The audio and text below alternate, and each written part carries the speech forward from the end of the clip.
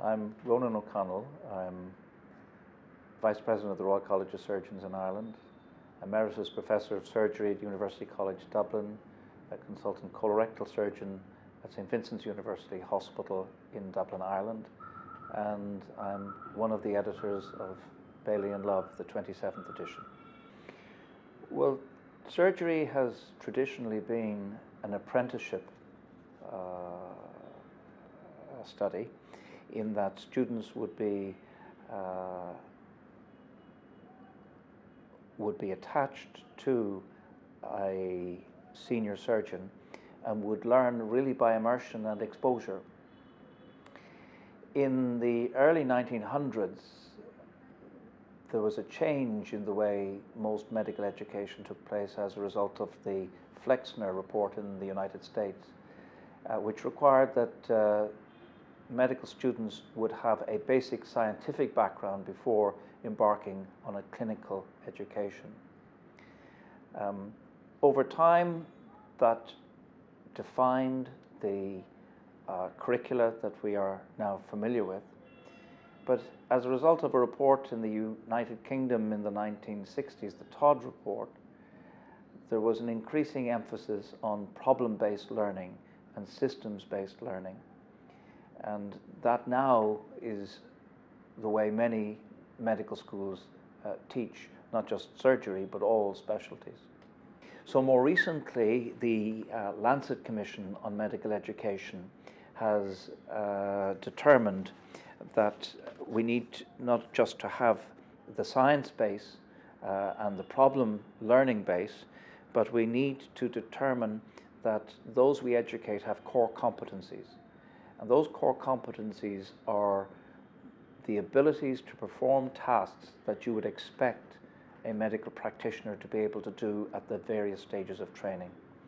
So somebody who has just completed MB-BCH cannot be expected to undertake complex, major initiatives, but they are expected to be able to do basic core interventions and processes that are germane to their work environment.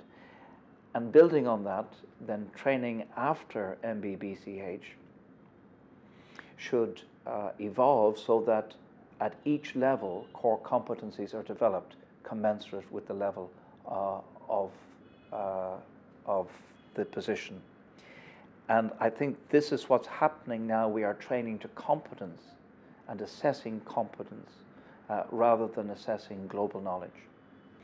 Well, I've had a long association with Bailey and Love, starting with the 16th edition when I was a medical student in the early 1970s.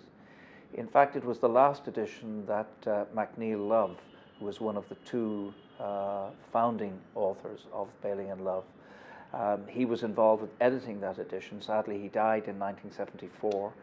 And as a medical student in 1976, I acquired the 16th edition. And I still have such fond memories of my reading of that edition.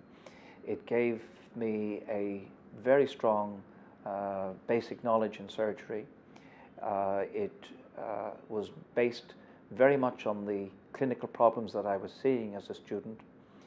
It allowed me to explore some of the more postgraduate aspects of surgery and to delve into more depth where I needed to. And it also had the historical vignettes, which I continue to enjoy to this day. And this gives us reflection on those who went before us, because we all stand on the shoulders of giants. My first appointment as a consultant was actually to the London Hospital at the East End of London. And this was where Hamilton Bailey and McNeill Love first met as surgical registrars. And over the years, there's been a strong association between the London Hospital and Bailey and Love. I was asked to contribute a chapter to the 23rd and 24th editions. And then on the retirement of Mr. Chris Russell, who was one of the editors, I was invited by Norman Williams to come on board for the 25th, 26th, and now 27th edition. So I've actually been writing for Bailey and Love, both as an author and as an editor, for nearly 25 years. Well, medical education is evolving, as I mentioned. The CANMEDS, this is the Canadian Medical Association focus, and it is really focused on patient safety, quality improvement, and what they call resource stewardship. That means being very cognizant of the escalating costs of medical care, and that anything we do should be grounded on a knowledge that resources are not limitless. They've introduced the concept of the core competencies that I talked about, and they cover scholarship, and that's a sine qua non. You need to know your subject, and scholarship is not just something that is based in your medical school days, but is continuing, and so it's evolving scholarship. The second aspect is the professional aspect, and all of us need to learn how to be professionals. It just doesn't happen. We need to grow into being able to gain the trust of the patients we look after, which is at the core of professionalism. We need to be able to communicate, not just with patients, but also with their relatives, but particularly within the teams in which we work and with society in general. We need to learn to collaborate, because none of us now work in isolation. We work in teams, health professional teams, and collaboration and mutual respect is core to this. We need to become leaders and advocates for our patients, leaders to ensure that the quality the care that we give is at the absolute best that we can deliver. And these are the hallmarks now, I think, of how education is evolving. Well, as I said, professionalism at its core is trust. And that came through to me when I found myself as a patient. I had to rely on the professionalism of the people that were looking after me. By that I mean I had to respect their knowledge, I had to trust their integrity, and I had to believe that they were going to do the very best for me that they could possibly do.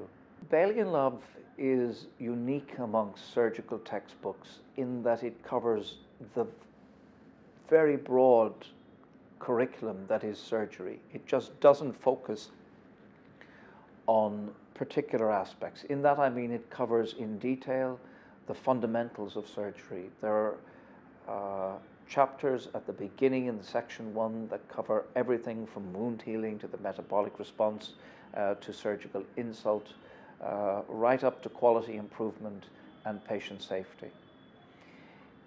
It then covers trauma and orthopedics. It covers general surgery, and it covers all the subspecialties of surgery. So in one volume, or now we have a 2-volume book, you have the entirety of surgery that is covered, and it provides a reference for every surgeon, no matter what specialty, if he or she wishes to look back at the fundamentals and basics of surgery. It's there in Bailey and Love.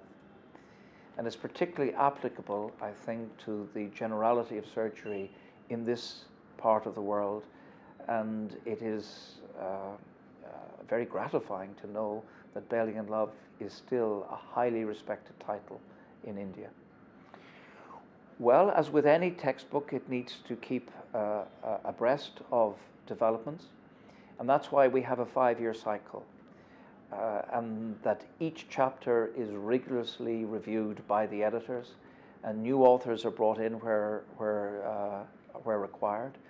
New chapters are added, and we have a chapter in the current edition which was added dealing with human factors and professionalism, safety, and quality assurance.